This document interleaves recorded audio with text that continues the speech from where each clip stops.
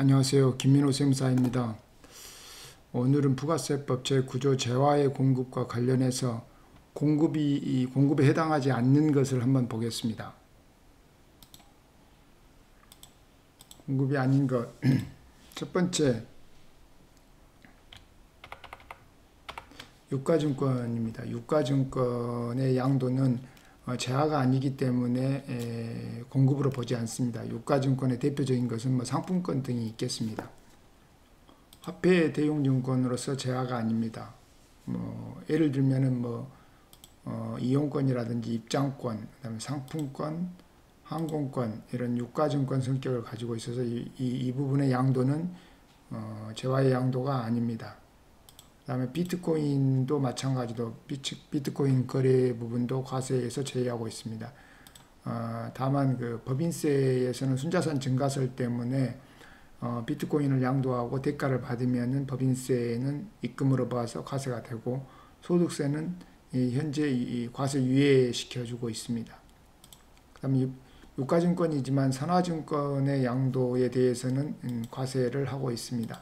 선화증권은 운송물을 반환하는 채권의 성격을 가지고 있습니다. 현재 법상으로 선화증권의 양도는 과세거래로 보고 있습니다.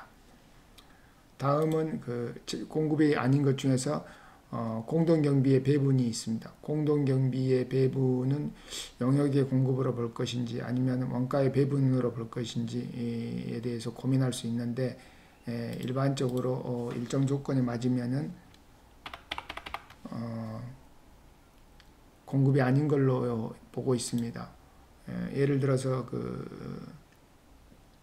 그룹사 같은 경우에는 각 계열사 상호간의 어떤 경비가 공동으로 배분될 때 공동경비 분담 계약서를 작성하고 발생 원가의 마진 없이 이 배분을 하는 것이고, 그 다음에 공급받는 회사하고 공급하는 회사하고 업무 관련성이 서로 있어야 됩니다.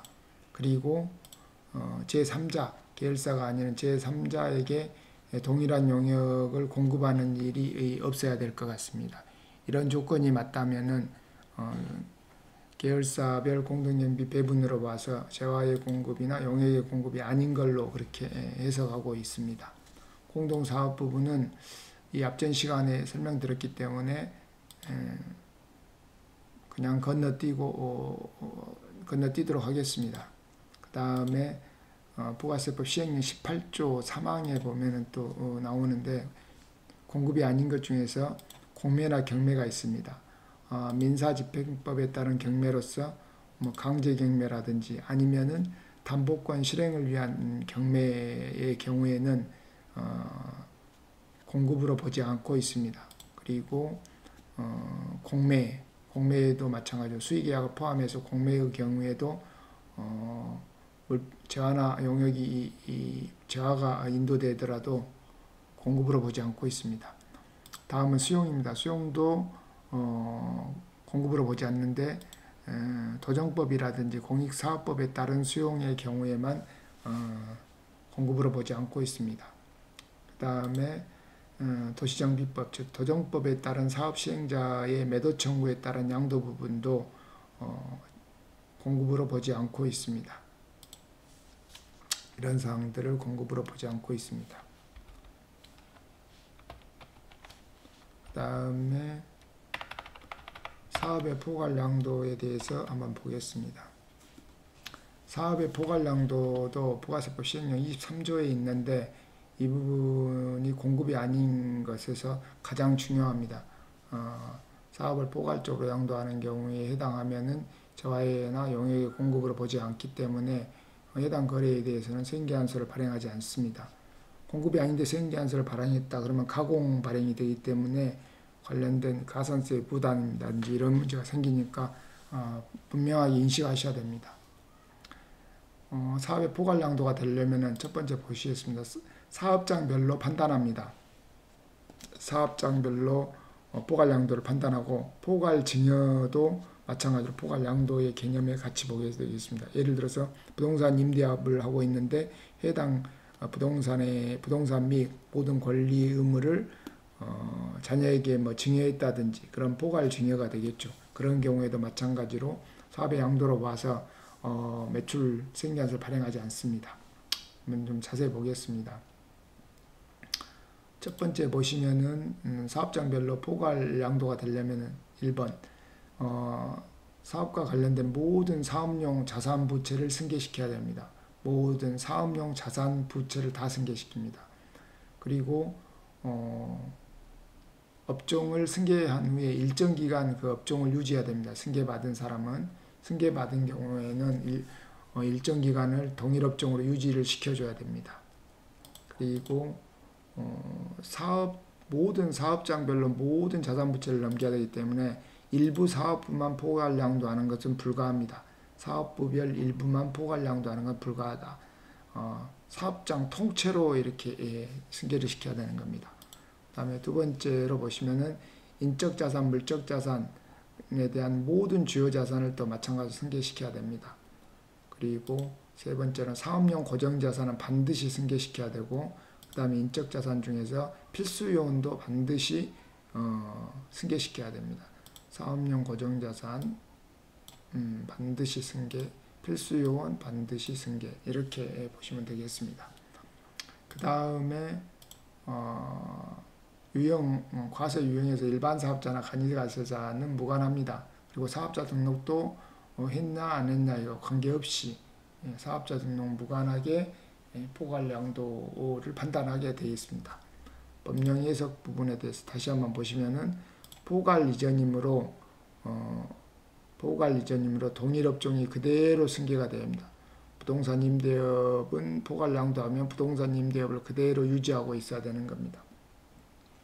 그 다음 승계받은 사람이 어느 정도 유지해야 되는 것은 분명한 규정은 없습니다만은 그래도 뭐 1과세기간이라든지 한 2과세기간 정도는 유지하고 있어야 되지 않을까 생각합니다.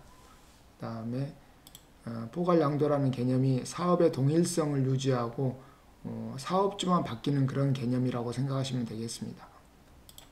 그래서 하나의 사업장에서 일부만 포괄 양도하는 것은 불가합니다. 일부만 사업주만 바뀌는 개념이기 때문에 그렇다고 생각하시면 됩니다. 그 다음에 좀 더 디테일하게 업종의 동일성 유지 부분에 대해서 보겠습니다. 부동산 매매업은 그 재고자산을 넘기는 거기 때문에 사업의 포괄 양도가 될 수 없습니다. 재고자산을 넘기는 거기 때문에 부동산 매매업은 그래서 당연히 생계한서를 발행해야 되겠죠. 그 다음에 과세사업자, 면세사업자, 과세사업자, 겸업자 이렇게 구분해 볼 수가 있잖아요. 과세사업자가 겸업자에게 포괄 양도하는 것은 또 불가능합니다. 업종의 동일성 유지가 안 된다는 거죠. 과세사업에서 겸업자로 바뀌는 것은. 그 다음에 겸업자인 경우에는 과세사업하고 면세사업을 겸업하지 않습니까? 근데 그런 경우에 겸업자가 과세사업자에게 포괄 양도 되냐? 이건 과세사업끼리만 판단하기 때문에 겸업자의 과세사업 업종하고 과세사업자의 과세업종하고 동일하면은 포괄 양도가 된다는 겁니다. 그다음에 포괄 양도가 되냐 안 되냐에 따라서 생계한서 발급 의무가 발생하고 안 하고 하기 때문에 매우 혼란스러울 수가 있습니다. 그래서 어려울 경우에는 대리납부를 하게 되면은 포괄 양도로 보지 않고 무조건 저하의 공급으로 이렇게 간주해 버립니다. 그래서 어떻게 하냐면 대리납부는 일단 양도자는 무조건 공급으로 간주하고 생계한서를 발행합니다. 생계한서를 발행하고 양수자는 물품 대가 플러스 부가가치세를 원래는 양도자에게 지급해야 되는데 물품 대가만 지급하고 부가가치세는 다음 달 25일까지 본인이 대리납부 신고 및 세금을 납부합니다. 다음 달 25일까지. 그리고 그 납부 확인증을 양도자에게 인계하면 됩니다. 그러면 양도자는 나중에 부가가치세 신고할 때 기납부세액으로 공제하면 됩니다. 원래는 본인이 부가가치세를 받아서 내야 되는 거잖아요. 근데 양수자가 대리납부했기 때문에 기납부세액으로 공제하면 되겠습니다. 사업의 포괄 양도의 경우에 해당하는데 폐업신고를 했다. 그때 해당 그 포괄량도라는 것을 같이 이 신고서에, 폐업 신고서에 폐업 사유에 보면은 사업의 포괄량도를 체크하는欄이 있습니다. 거기에 체크하시고 그 다음에 양도양수 계약서를 첨부해가지고 폐업 신고를 하시면 되겠습니다. 간이과세자의 경우에도 마찬가지로 간이과세자의 경우도 포괄량도가 가능하기 때문에 먼저 포괄량도를 판단하고, 만약에 포괄량도가 안 되면은 간이과세자의 경우에는 생계환수를 발급해 줄 수가 없기 때문에 매입자 입장에서는 부가세를 환급받을 수 없고, 간이과세자 본인의 경우에는 업종별 부가율을 곱해가지고 부가가치세를 납부해야 되기 때문에 오히려 불합리한 경우가 생깁니다. 그럴 경우에는 포괄량도가 안 된다 그러면 간이과세자를 포기하고 대리납부를 이용해 가지고 생계환수 발급해 주고 부가세를 받아서 납부하는 그런 방식을 취하시면 될 것 같습니다. 오늘은 부가세법 구조 과세거래에서 재화의 공급이 아닌 경우를 보았습니다. 감사합니다.